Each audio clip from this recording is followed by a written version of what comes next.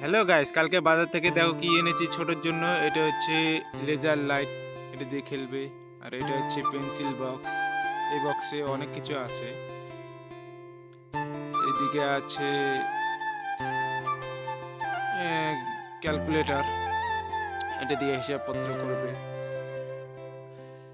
আর এদিকে আছে eraser, rubber, আর এইখানে পেন্সিল কলম রাখতে পারবে। আর এটা হচ্ছে ক্লিপ, গার্ডার, এগুলো পরতে পারবে।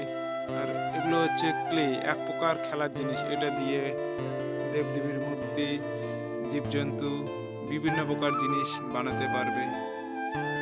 এগুলো হচ্ছে আটার মতো। আর এগুলোই, আর একটা জিনিস আছে এখানে, হচ্ছে পেন্সিল, ছোট পেন্সিল, এটা দিয়ে লিখতে পারবে।